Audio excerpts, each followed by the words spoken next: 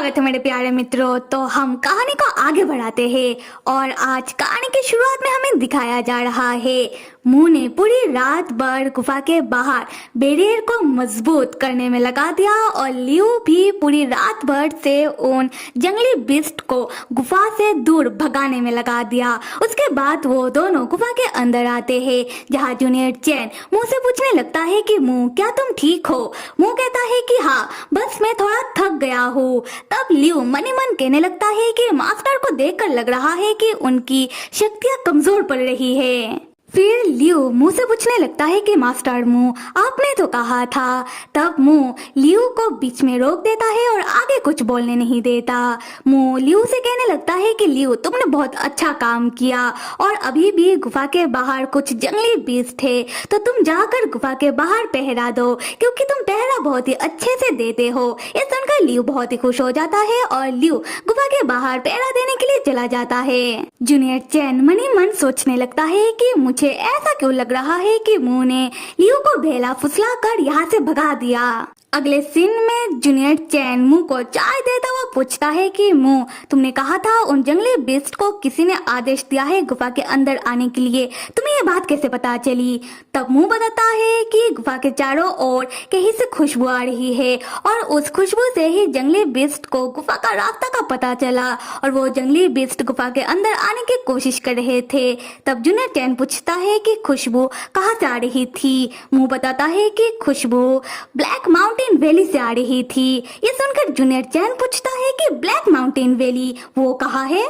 मुंह तब जूनियर चैन को खींचकर अपने गोदी में बिठा देता है और जूनियर चैन के साथ कुछ ज्यादा ही रोमांटिक होने लगता है। जूनियर चैन कहता है कि मुंह तुम बहुत ही कमजोर लग रहे हो, ऐसा मत करो तुम्हें दर्द होगा। तब मुंह कहता है कि जूनियर चैन तुम पहले बहुत सालों तक इंसानों के बीच रहे हो तो तुमने क्या वो डायलॉग नहीं सुना कि मर्द को दर्द नहीं होता, तो तुम मुझसे ये कैसे कह सकते हो। जूनियर चैन तब शर्माने लगता है। फिर जूनियर चैन दोबारा मुंह से ब्लैक माउंटेन वैली के बारे में पूछने लगता है। मुंह जूनियर चैन को बताता है कि सदियों पहले जब मैं और मेरे साथी लाइलाइन के सील को सील करने के लिए आए थे तब लाइलाइन के सील के अंदर कुछ जंगली जानवर और जंगली बिस्ट फंस गए थे। तब मेरा एक साथी जंग लाओ जिन्होंने सोचा कि उन जंगली जानवरों को बचाया जाए इसलिए उन्होंने लाइलाइन के सील के अंदर ब्लैक माउंटेन वैली में राक्षसा अम्ब्रेला बना दिया और राक्षसा अम्ब्रेला के नीचे उन जंगली बिस्ट और जंगली जानवरों को ले आकर रख दिया जिससे वो जंगली बिस्ट और जंगली जानवर राक्षसी ओरे से सुरक्षित रह सके। तब हम जूनियर चैन को देखते हैं जो जंग लाओ का नाम सुनते ही समझ जाता है कि जंग लाओ कौन है। उसके बाद जूनियर चैन उठकर गुफा के बाहर की ओर जाने लगता है मुंह से ये कहते हुए कि जंग लाओ मेरे मास्टर होंग के सीनियर थे और मेरे मास्टर होंग और मेरे सीनियर तेन अभी भी बाहर है। पता नहीं वो लोग कौन से हालात में होंगे, मुझे जाकर उन्हें देखना चाहिए। मुंह तब जूनियर चैन को रोक देता है और रोकते हुए कहता है कि नहीं तुम गुफा के बाहर नहीं जा सकते क्योंकि गुफा के बाहर अभी भी बहुत खतरा है और ऐसे भी गुफा के बाहर मैंने बेड़े लगा दिया है तो तुम बाहर नहीं जा पाओगे। उसके बाद मुंह बताता है कि मुझे लगता है कि ये सब फैन करवा रहा है। जूनियर चैन कहता है कि अंकल फैन ऐसा क्यों कर रहे हैं, मुझे मेरे सीनियर चैन और मास्टर होंग का बहुत फिक्र हो रहा है। अगर उनका सामना जंगली बिस्ट से हो गया तब क्या होगा, मुझे उन्हें बचाना चाहिए। मुंह तब जूनियर चैन को कस के पकड़ लेता है और जूनियर चैन से कहता है कि तुम्हें दूसरे लोगों का इतना फिक्र क्यों है। जूनियर चैन कहता है कि वो लोग दूसरे नहीं हैं बल्कि मेरे परिवार वाले हैं और मैं मेरे परिवार वालों का फिक्र ना करूँ तो किसका करूँ। मुंह कहता है ठीक है मैं समझ गया पर तुम फिक्र ना करो क्योंकि बाजी ने अब तक तैन को ढूंढ लिया होगा और उन लोगों के साथ 9 चीता भी तो है तो उन्हें कुछ नहीं होगा। अगर तुम्हें फिक्र करना ही है तो अपना करो, तुम मेरे साथ रहो। जूनियर चैन कहता है फिर भी मुझे उन लोगों का बहुत फिक्र हो रहा है। मुंह जूनियर चैन के साथ रोमांटिक होता हुआ कहता है कि तुम बस मेरे बारे में सोचो। जूनियर चैन कहता है ठीक है।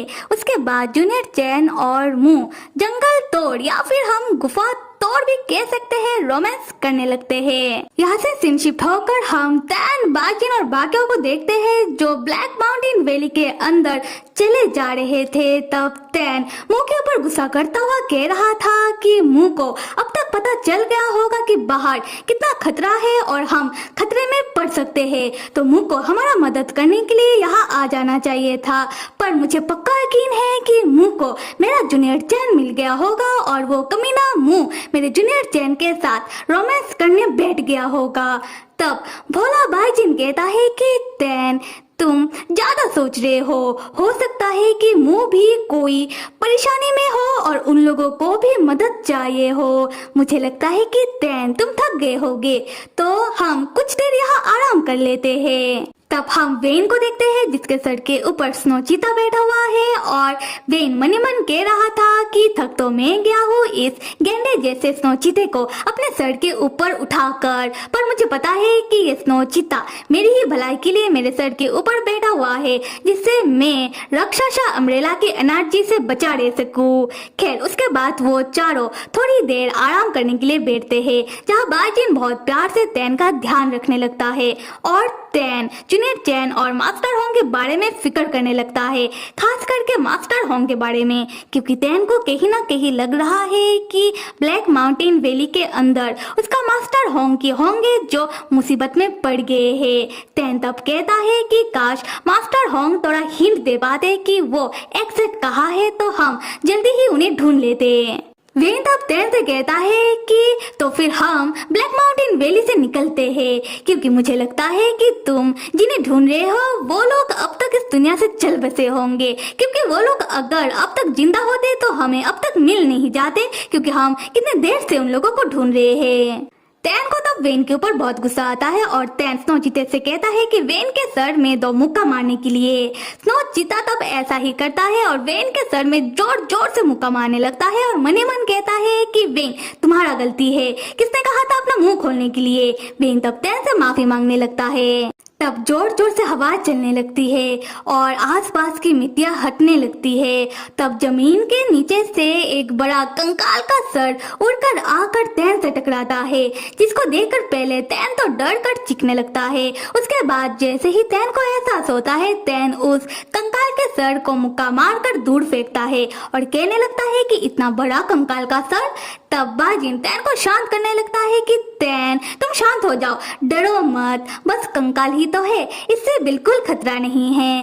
तैन कहता है कि बाजिन डर कौन रहा है। उसके बाद हम स्नो चीते को देखते हैं जो वेन के सर के ऊपर से उतरकर उस कंकाल के सर को बॉल बनाकर खेलने लगता है।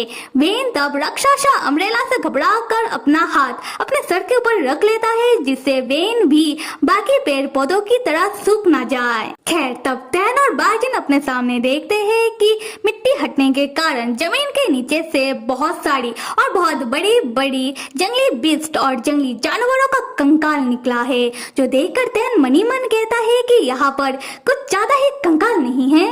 उसके बाद तैन उन कंकालों को देखकर परेशान होने लगता है, फिर कहने लगता है कि देखो, देखकर लग रहा है कि राक्षसा अम्ब्रेला भी यहाँ के जो जंगली जानवर थे और जो जंगली बीस्ट थे उन्हें बचा नहीं पाए। वो लोग आपस में ही लड़कर एक दूसरे के जीवन को नरक बना दिया और अब वो लोग ऐसी परिस्थिति में आ गए कि वो लोग अपनी ही प्रजाति को खाने लग गए।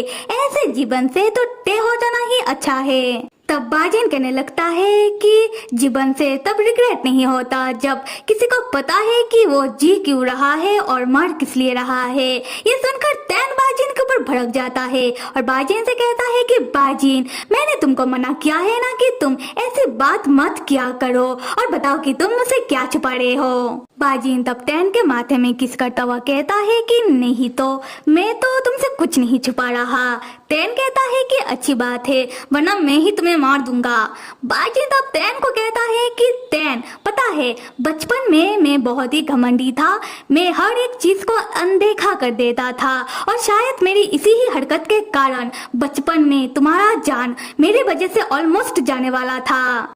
और अगर मैं अभी की बात करूँ तो मेरे वजह से तुम्हें मजबूरन डोडो को जन्म देना पड़ा और 5 सालों तक तुमने डोडो को अकेला पाला। अगर मैं स्पिरिट फोर्स डिवीजन में ना जाता तो तुम्हें इतना दुखों का सामना नहीं करना पड़ता। तैन तब बाजिन को किस करके उसका मुंह बंद करवाता है और कहता है कि चुप रहो और बीते कल के बारे में बात करने का कोई मतलब नहीं बनता, तो हमें अब इस बारे में और बात नहीं करना चाहिए। बाजिन मुस्कुराता हुआ कहता है कि ठीक है।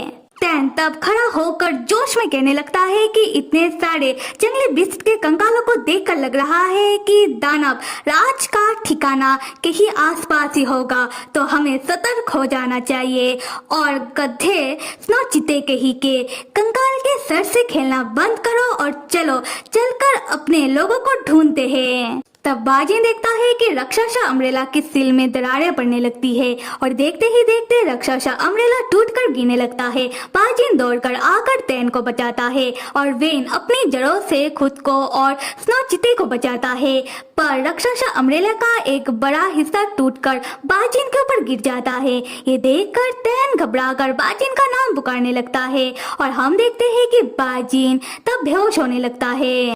और कहानी में आगे क्या होता है ये जानने के लिए आप सबको करना होगा लाइक, सब्सक्राइब और comment. Till then stay with me and